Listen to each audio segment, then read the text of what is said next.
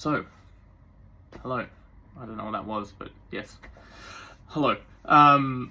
So in the past and recently, I get a lot of people ask me for an ab routine. I will be focused mainly on the six-pack or the rectus abdominis, which is aesthetically what we all want and love. Functionally, also has its purposes, but may not be the best to just focus on that, depending on what you want in life / injuries. So the first part of this little series, you might say, unfortunate for you, you have to deal with my shit a bit more. I want to kind of talk about it's probably the most important, especially when it comes to trying to get a six-pack, and that is diet or nutrition. So we all have those muscles, and it's just about getting to a low enough body fat percentage to be able to see them or to have that leanness. In saying that, later on we can do one for exercises, but I do feel this is the most important point. So firstly is trying to figure out for you what is a calorie deficit, and then being in that calorie deficit for a sustained amount of time to lose enough body fat to start seeing those abs. So just be mindful as you're losing weight, it's very, very likely also that your calorie, the amount of calories, your body burns is also going to drop as you drop weight. Things like, moving less, non-exercise activity thermogenesis is also going to decrease. And also as your body weight lowers, your body obviously has less weight to move, so therefore it burns less. Just something to be mindful of. So as you're losing weight, if you realize that your weight stagnates and essentially everything's the same, you just might have to either drop your calories a bit more, go back to a maintenance phase, kind of reset if you need to psychologically, and then obviously come back down to a deficit.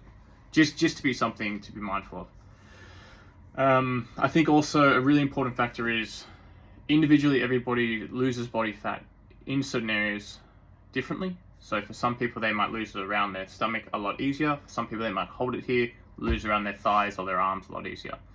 So it just depends on you how long you might have to be in a dieting phase for to be able to see your abs. I think that's the most important thing. There's a saying that I think your abs are made in the kitchen.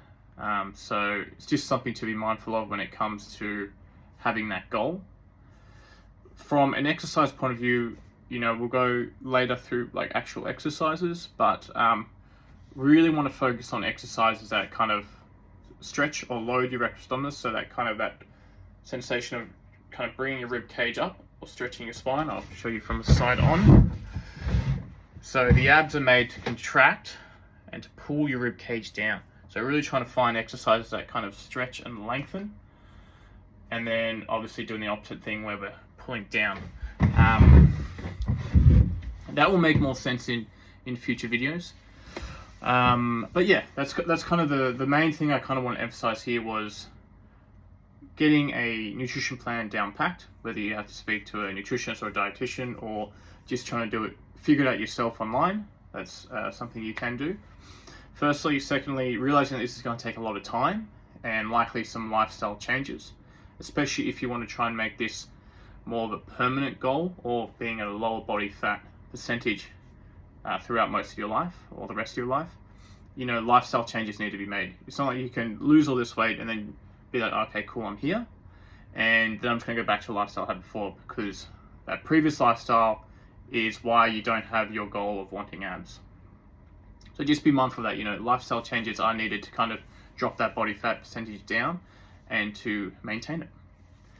But yeah, just me being an impatient person is something I really want to emphasize. Is like patience, consistency is really important, and lifestyle changes. When it comes to being in a calorie deficit, I think things that are really, really important is emphasizing lean protein, especially when we're wanting to maintain muscle mass as much as possible, in conjunction with resistance training, because if you are resistance training as well, you might actually not have to drop to as low as a body fat percentage as you think, or your goal might come quicker, because depending on your training level, you might be able to lose fat and put on muscle at the same time.